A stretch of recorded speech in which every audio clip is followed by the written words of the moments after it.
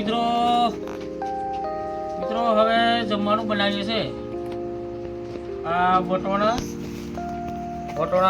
ખોલી દીધા છે અને ફુલેવર વટોણા ફુલેવરનું શાક બનાવવા કરીએ છીએ અને રોટલા મકાઈના બનાવવા કરીએ છીએ. આ પછી રોટલા બનાવવા બાજુ કે મને કે શાકનું તૈયાર કરે. મેં આ શાકનું તૈયાર કરું છું. વટોણા ખોલી દીધા. હવે ફુલેવર કાપી દઉં અને લસણ ખોલી આવું. ફુલેવર નો દેશી ફુલેવર કહેવાય. આવું આ ગોમડાની કાકી એક વેચતી દેશી દીધું દેશી છે. ત્યાં અમને અમે બોરેલી ગયો પાહો છોકરીને દવાખાને લઈને એને સારું નહીં લાગતું એમ કાઢની કહેતી તમે કહો ઝુકા જઈએ પછી અમને જ ચલો અંધારું પડે ત્યાં ચલો એ બધા પછી શાકભાજી લેતો આવ્યો હું ચીજમાં છું એમ કરી એટલે આ વટોણા લાવ્યો અને ફુલેવર લાવ્યો અને મરચોની એવું લાવ્યો. હવે શાક બનાવી દઈએ અને તે દક્ષા રોટલા બનાવી દઈએ અને ભજીયો બનાવવા કરીએ છીએ. આ બટાકાવાળો ભજીયો ખાવા કે આવે નહીં અમે બનાવી દઈએ વાંધો નહીં. ખાવા તારે કે તું કેદેલી કાલની કેદેલી બનાવવા કરીએ છીએ હા તે બધા ખાતે ત્યાં બેસન તી દાડે લાવો તો એવાની હું હતું તારે તો ચાલો બનાવી દો બેસન પડી દિવસે ભજીયો બનાવી દે પછી આ બનાવી દઈએ એમ કરીને ખાઈ લઈએ વાંધો નહીં. અને સવારે શનિવાર છે એટલે મારે મંદિરે જવાનું છે અને પુરાણની હારે જવાનું છોડીને તો 1 વાગે એને ટ્યુશન જવાનું છે એટલે એને વાંધો નહીં એને બપોરે જવાનું છે અને મારે મંદિરે જવાનું છે ને અને નિહાત જે છે એને 6:30 જ વારો આવી જાય એટલે કાલે શનિવાર ને કાલે હે એટલે વહેલો ઉઠવાનું કાલે બધી ખાઈ લઈએ. અને આજે તમે ગવારે પોની વાળું શાકભાજી મેં ગવારે પોની વાળી મેં પોની વાળતી લો પછી આવીને પછી ચોખા સાફ કર્યા.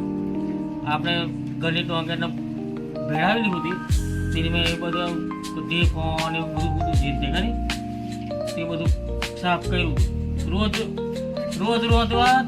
સવારનો ઉતાવળ હોય અને ચોખા સાફ કરશે તો કલાક થાય અડધો કલાક થાય એટલે મોડું થયું છે. એટલે આજે કે બપોરે ચોખા સાફ કરી નાખો એમ એવું છે ને એટલે ચોખા સાફ કર્યા પછી પાછું ઘઉં સાફ કર્યા ગરાવાના ભેળવણી લઈ જઈએ અને ભેંસ માટે પાછું મકાઈ સાફ કરી મકાઈ ભેળાવી છે. દોન ફૂટી ગયું એટલે દોનની લાવતા મકાઈ ભેળાવી દીધી. હવે એક ટપ દૂધ ભરાય અને દોન લાવીએ તો પૂરું થઈ જાય ઘરની બોલે નહીં કશું એટલે પછી મકાઈ ભેળાવી દીધી. દોન હોતો એવા હાલે તેરીથી પણ પગાર પૂરું થઈ જાય કશું મળે નહીં એટલે નહીં લાવ્યું. પછી હવે 1% મારું દૂધ ભરાય પાછું એટલે પછી દવાખાને જીરો ત્યાં બતાવ્યું ત્યારે મને આને હાથ દુખે એમ કીધું એટલે પણ એવું બતાવ્યું પછી ના છે. મિત્રો શાક વઘારી દીધી ફુલેવર ને વટોળાનું શાક વઘારી દીધી છે. જો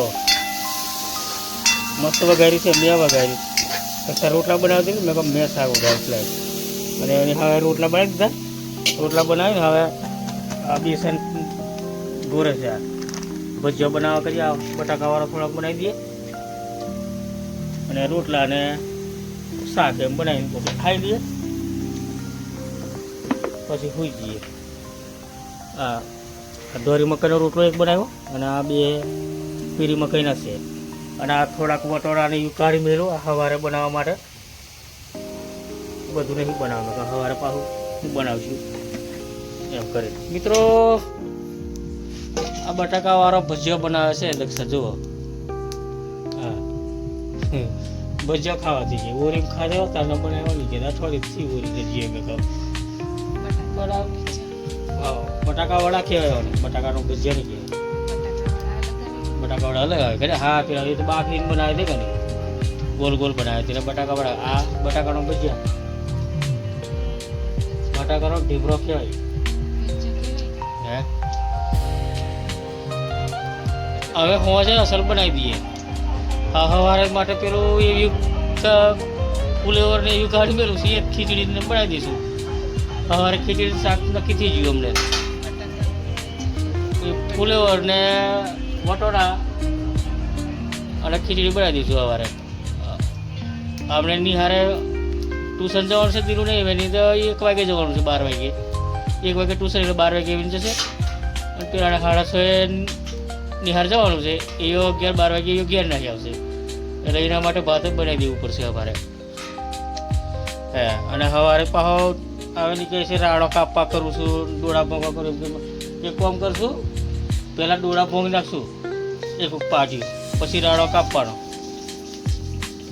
ખબર પડી? ડોળા પહેલાં ભોગી નાખવાના. પણ લીલું જબર છે પેલ પાસે, એટલે જે હુકી જમીન હોય ને એ પણ ભોગવાનું છે. તો ચાલો મિત્રો, હવે અમે ભજીયા બનાવી દઈએ, પછી ખાઈ લઈએ. મસ્ત ભજીયા બનાવ્યો છે, જો પૂરી જેવો ફૂલો જોરદાર જ બનાવ્યો છે. લખા નાખ, બીજો નાખ. હવે એક ગોન કાઢી દીધો, 5 ભજીયાનો એક ગોન થયો. સારું, ચાલો બનાવો, બીજો નાખ. મિત્રો ચાલો જમવા ચાલો મિત્રો. આ ભજીયા બનાવી દીધા, મસ્ત બટાકાવાળો બનાવ્યો અને મરચાંવાળો બનાવ્યો છે. આ જો મરચાંવાળો બનાવ્યો ને બટાકાવાળો બનાવ્યો, મસ્ત લાગે છે. અને ફુલેવર ને બટાટાની શાક ને રોટલો બનાવ્યો છે, મસ્ત લાગે છે. તો મિત્રો ચાલો ખાવા ચાલો. સવારે શનિવાર છે એટલે સવારે અમારે વહેલા ઉઠવાનું છે. 4 વાગે ઉઠવું પડશે, 5 વાગે મારે નીકળવાનું. 6 વાગે આરતી થાય એટલે 6 વાગે પહોંચી જવાનું. અહીંથી કલાક થાય જવાનો, ખાસું 40-45 કિલોમીટર જેવું થાય. એટલે ના એટલું બધું નહીં, 25 કિલોમીટર જેવું થાય.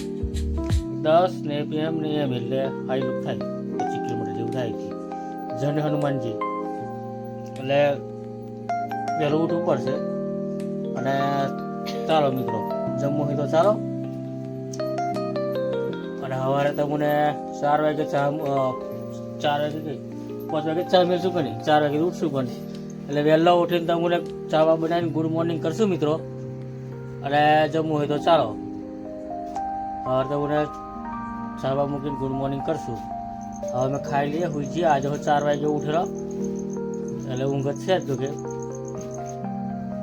તો ચાલો મિત્રો, હવે અમે ખાઈ લઈએ. અને જમવું હોય તો ચાલો, ભજીયા ખાવા માટે આ બનાવ્યો છે. ચાલો, ગુડ મોર્નિંગ મિત્રો, ગુડ મોર્નિંગ મિત્રો. ચાલો ચા પીવા ચાલો મિત્રો. ચા બનાવીએ છે. આજે વહેલા ઉઠી જાઓ, મંદિરે જવાનું છે મારે, એટલે કારનો ઉઠી જાઓ. આ ચા પી લ્યો, પછી પાણી ગરમ થઈ ગયું છે. નાહી દઉં. ધુલાને હું નિહાળ જવાનું છે, ધુલાને એને હું ઉઠાડ લાવું. એટલે હાલ હા, ચા પી લઈએ પહેલાં, પછી પણ બીજું કામ કરીએ. પછી દેરુડે મોડું જવાનું છે, એને વાંધો નહીં. એનાથી 1 વાગે જવાનું છે, 12 વાગે જવાનું છે. એને નિહાર તો નહીં જવાની, ટ્યુશન જવાનું છે. નિહાર તો સવારે ચાલશે, પણ નિહાર કોઈ આવતા નહીં જતી. સારું કે કહું ચા પી લે. મેં ધુરાણ પછી ઉઠાડી દઉં, મેં નાહી દઉં, પછી એ નાહી દે. એને વારો આવશે. તો મિત્રો ચાલો ચા પીવા ચાલો. આદાવાળી ચા બનાવે છે. આવે પાપડી તરિયાલવા કરું એમ કહે છે ધુરાડે. નાસ્તામાં એને પાપડી તરિયાલ ડબલા મુકાવી સેવ્યો. તો મિત્રો વિડીયો લાઈક કરી, શેર કરી, સબસ્ક્રાઈબ કરજો મિત્રો. વિડીયો લાઈક કરી, શેર કરી, સબસ્ક્રાઈબ કરજો. અને ચા પીવું હોય તો ચાલો.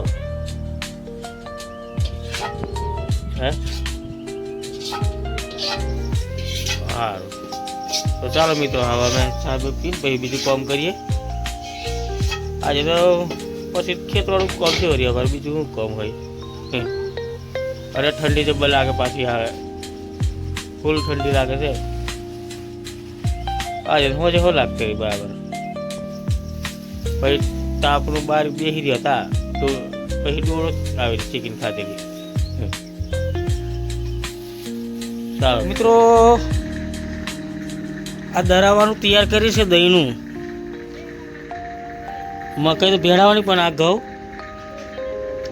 આ મકઈ ભેંસને ભેળવવા માટે આ મકઈ હે.